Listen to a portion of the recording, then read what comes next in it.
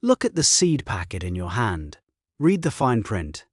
There's a good chance it says one word that should make your blood run cold if you're counting on that garden to feed you when the trucks stop running. F1. Hybrid. Because here's what that means. The food you grow from those seeds will not give you seeds that grow true. Plant the seed from your own tomato next year, and you'll get a stunted, scrambled mess, if anything at all. You've been quietly enrolled in a subscription. Pay us every spring, forever, or your survival garden dies with the first season.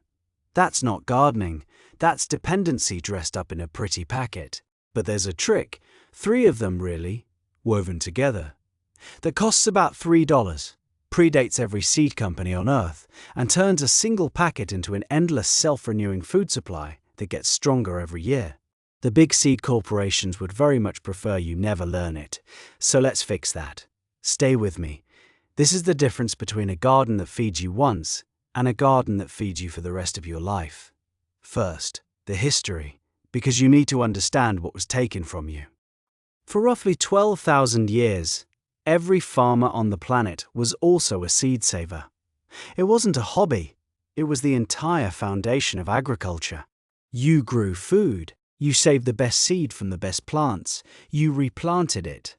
Over thousands of seasons, your family's seed adapted to your exact soil, your climate, your pests. Those are called open-pollinated or heirloom varieties, seeds that breed true generation after generation. Whole civilizations were built on saved seed. Then in the 20th century, commercial breeders perfected the F1 hybrid. By crossing 2 distinct parent lines, you get a first generation with hybrid vigor, big, uniform, productive plants. Genuinely impressive in year 1, but there's a catch baked into the biology. The second generation, the seed those plants produce, scatters genetically. It does not breed true, so you cannot save it. You must come back and buy the parent cross again. The seed companies didn't ban seed saving. They engineered a plant that makes saving pointless.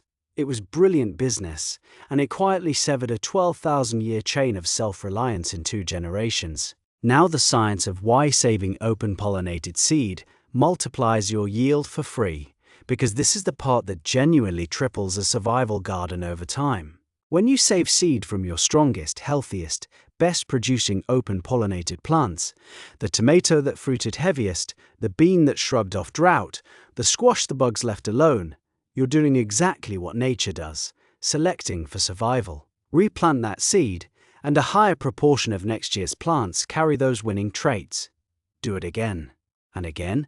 Within a handful of seasons, you have a landrace, a variety perfectly tuned to your patch of dirt, more disease-resistant, more drought-tolerant, and more productive than anything you can buy, because no company bred it for your ground.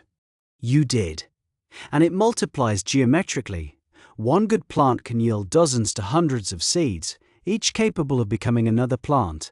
One $3 heirloom packet, saved properly, becomes a permanent free improving food supply.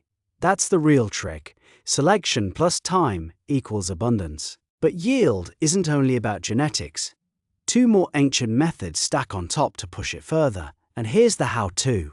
The first is priming and chitting, pre-starting your seeds so more of them sprout faster and stronger. To prime, soak your seeds in plain water for somewhere between a few hours and overnight. Beans, peas, beets, squash, and corn respond especially well. This softens the seed coat and triggers the embryo to wake up, so germination is faster and more uniform. Don't over-soak. You can rot them. Chitting goes a step further. Lay seeds on a damp paper towel, fold it over, seal it loosely in a bag somewhere warm, and wait until you see the tiny white root tip emerge. Then plant only the seeds that actually sprouted. This is how you guarantee a full row, instead of gappy half-empty beds. You're never wasting space or a growing day on a dead seed. For potatoes, chitting means standing your seed potatoes in light until they grow short, sturdy green sprouts before planting for an earlier, bigger harvest. The second method is the Three Sisters, the companion planting system perfected by indigenous peoples of the Americas, and it is genius. You plant corn, beans, and squash together in the same mound, and each one helps the others. The corn grows tall and becomes a living trellis. The beans climb the cornstalks.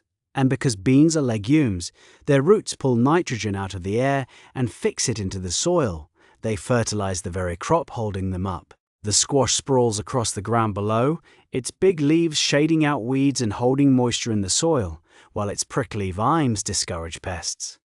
3 crops in the footprint of one, each making the others stronger. Here's how you build it. Form a mound of soil about a foot wide. Plant a few corn seeds in the center first, and let them get 4 to 6 inches tall. Then plant your pole beans around the base of the corn to climb it. A week or so after that, plant squash or pumpkin seeds around the outer edge of the mound to spread out and cover the ground. Space your mounds a few feet apart. The result is a dense, self-supporting, self-fertilizing, self-mulching plot that produces dramatically more food per square foot than the same 3 crops grown apart. Stack all 3. Heirloom seed you save and improve every year, primed and chitted for full germination, grown in 3 sisters mounds, and a tripling of effective yield over a few seasons is entirely realistic. Not because of magic, but because you stopped fighting biology and started using it. Now the honest limits. Because I don't sell fairy tales. Saving seed properly takes a little learning. Some crops cross-pollinate easily, so to keep a variety pure, you may need to separate varieties by distance or hand-pollinate. Squash and corn are notorious for this. Biennials like carrots and onions don't make seed until their 2nd year, so you have to overwinter them. Tomatoes, beans, peas, peppers, and lettuce are the easy beginners, mostly self-pollinating, so start there. Priming can backfire if you soak too long or plant primed seed into cold, wet soil where it rots. And the 3 sisters needs a decent growing season and full sun to really shine. None of this is hard, but it's a skill, and skills take a season or 2 to dial in. Start now, while the stakes are just a hobby garden, not when your life depends on the harvest, because that's the whole point, isn't it? They turn the most basic act of human survival, saving the seed of the food you grew, into something you have to buy back every single year. They made you a renter on your own dinner plate, but the seed doesn't know about patents or packets or quarterly earnings. Save the seed from your best plants, prime it, chit it, plant it in the old 3 sisters way, and you step off the subscription entirely. You become what every one of your ancestors was for 12,000 years. A person who feeds themselves and never has to ask anyone's permission to do it again next spring. $3.